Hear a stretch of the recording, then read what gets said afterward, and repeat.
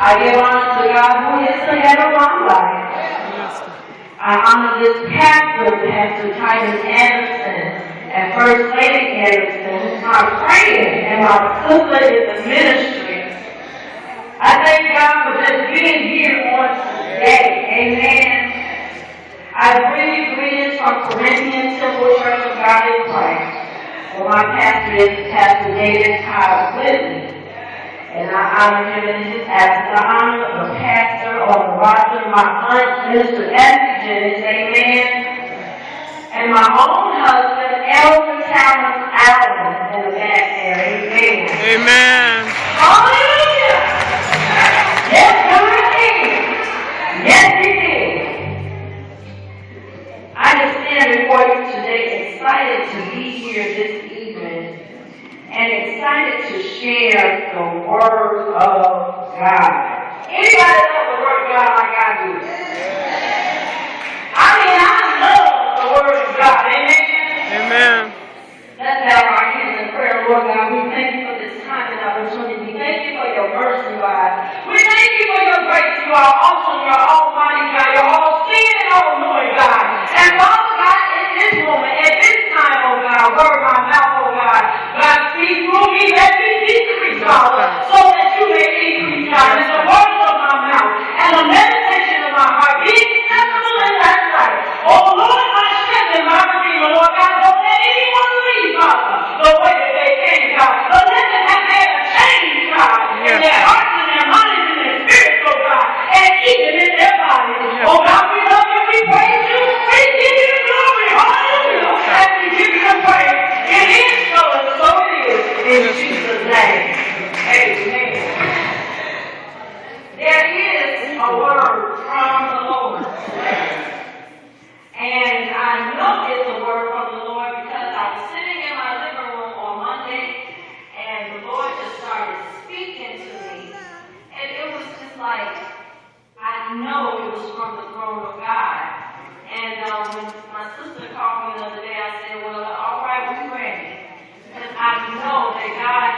you all on his mind. Amen. Celebrating 49 years, Pastor. Some churches don't make it 1 year, let alone 49 years. And I won't be before you long, but if you would just praise God with me and amen with me, I won't be before you long. I'm just give you what the Lord gave me, and I'm going to go sit down. Amen. Amen. I'm going to be coming from Matthew, the 14th chapter, the 22nd verse. Right. And if you have it, can you please say amen and stand if you have it and read the word of God together, amen. I thank God for this word. It is true. In the beginning was the word was God, and the word was amen. Amen. The word is true. Matthew, the 14th chapter, the 22nd verse. And straightway Jesus constrained his disciples to get up into the ship and go before him unto the other side, while he sent the multitude away. And when he had sent the multitudes away, he went up into a mountain apart to pray. And when the evening was come, he was there alone. But the ship was now in the midst of the sea, tossed with waves, for the wind was contrary. And in the fourth watch of the night, Jesus went unto them walking on the sea. And when the disciples saw him walking on the sea, they were troubled, saying, It is a spirit. And they cried out for fear. But straightway Jesus spake unto them, saying, Be of good cheer. It is I. Be not afraid. And Peter answered him and said, Lord, if it be thou, bid me come unto thee on the water. And he said, Come. And when Peter was come down out of the ship, he walked on the water to go to Jesus. And the word of the Lord is already blessed. Before you take your seats, I know I'm divinely appointed here at this time and at this moment for someone here in this room to turn to your neighbor and to say, It's time. It's time To get out the boat. get out the boat. Turn to the other neighbor and say, Neighbor. Neighbor. But evangelist said. Evangelist said. That God said. It is time. To get out the boat. Get out the boat. This chapter starts out by John the Baptist. He was being beheaded at the beginning of the chapter. And Jesus went away because he found out the news that John the Baptist was being beheaded. And when he went into a desert place, there were multitudes of people. And he felt compassion for these multitudes of people. So he started to heal the sick, and he did not send them away hungry. First point. He did not send them away hungry, but he fed them. How did he feed them? We know that there was a great miracle. And he fed them with 2 fishes and how many? 5 loaves of bread. Amen. Somebody just read the word. So when he fed them, the people became so excited about this miracle that God had fed them. So he told the disciples to go. He said, hurry up and get out of here. Amen. It's the move of God. Hurry up and get out of here. So he sent them before him on the ship to go to the other side. Jesus then he went up into the mountain and he went to pray. He had just done great miracles. 2 fishes and 5 loaves of bread. Fed 5,000, not including the women and children. And he went up. Still pray. You can't get too busy to pray. Even though the move of God is permission you to move God and upon you, you cannot be too busy to kneel down and say, Father, I thank you. Father, I give you the glory. Father, I give you the praise. You can never be too busy. So they went, and he saw later orders that the ship, what did this ship mean, Church of God in Christ? This ship meant that they were out there, and this was their mode of transportation.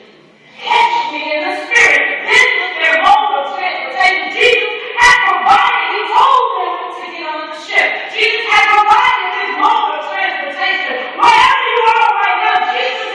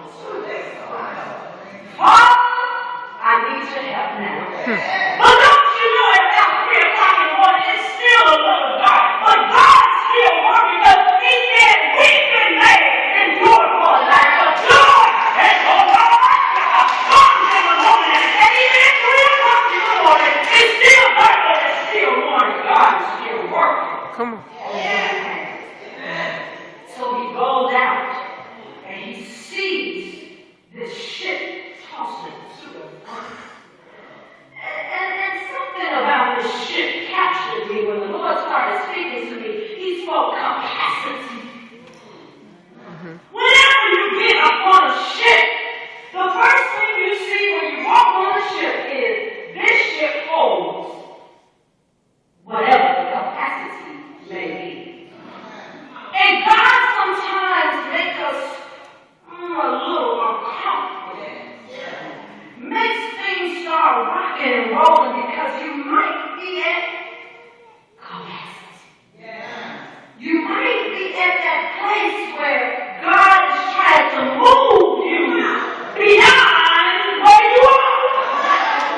So if He's trying to move you beyond where you are, the wind and the waves got up, because you got to get a little uncomfortable. How many know that every time you get uncomfortable, you got to get down to your knees? And when you start seeing Lord God, you start seeking the face of God because you're uncomfortable. That's when God moves.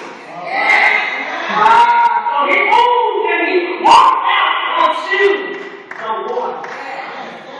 I preached a sermon last week. You can't put new wine into old wine skins. Why can't you put new wine into old wine skins? Because wine ferments and the old wine skin cannot hold your capacity when it starts to ferment.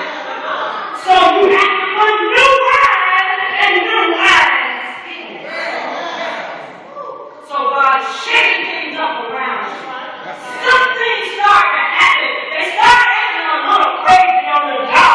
You go to the job, you think you're going to get peace there. No, you're not going to get peace there. You come home and people start acting a little kooky. And then you say, Lord, I hope this is happening in the blood. You come to church and now you know something you're just not hearing. You're just not feeling. But you know God puts you in a place where you have to see Him for yourself. Amen. He says to the disciples, He's walking on the water. And the disciples said, it's a spirit. It's a ghost. It's a spirit. Is it an illusion that I'm seeing? Is this something? I'm seeing someone walk on the water. This is something I've never seen before. This is something I've never experienced before. God will show you the mystery. Hey, I know what I'm talking about. If you start to see it, things that you've never seen before, you start to see it. Things that you never felt before, you start to feel it. You're not seeing the Spirit, but you're seeing Jesus Himself. And I'm sitting here to tell you, if you just grab a hold of this message, this church will be even better than what it is right now. I'm just trying to come by and encourage you that it's time to get out of the boat. It's time to get out of the boat. So Jesus is now walking on the water, and there was only one disciple in the boat. Peter said, Jesus, it's you. Bid me to come. And you know, I thought about this. Some theologians, they talk about what happened when Peter got out of the boat.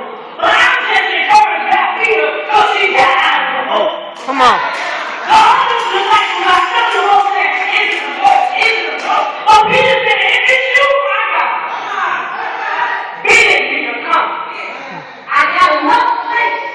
I got enough courage to put my faith in action. Because Lord, if it's you, you're going to bid me to come. So here comes Peter. And come is the one word. Jesus didn't get all this, my son Peter. He said one word. One word. Come. C-O-M-E. Come says you can overcome mediocre experiences. Well,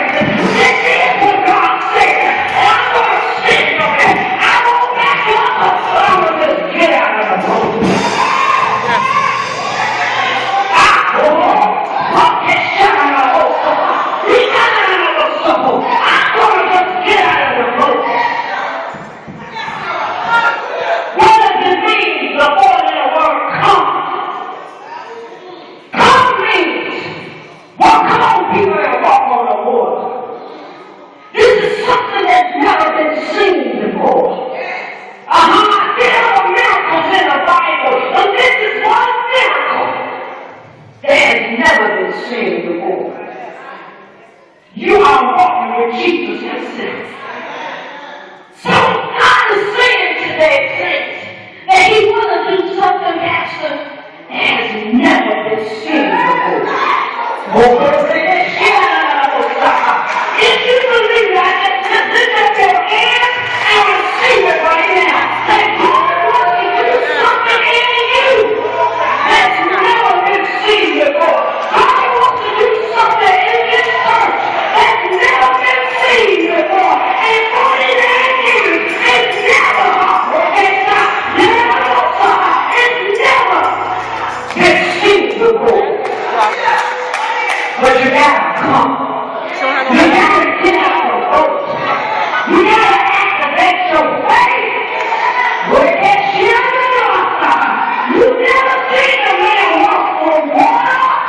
In my shadow, God is saying today, in this church, He want to do something that's never been seen before. I know you've been celebrating 49 years. I know you've been celebrating God said today. Hallelujah. It's never been seen before. Come to a deeper place in me. Come to a new place in me. Come, experience my mysteries. Come, eat from my table. You should never hunger. You should never thirst again. Just come. Just come. And I guarantee if you come, your life will never be the same.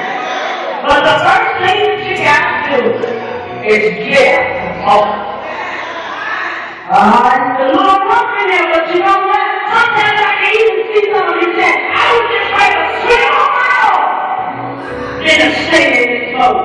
But God says to you today, look, come. A deeper level. A higher anointing. Come. And if God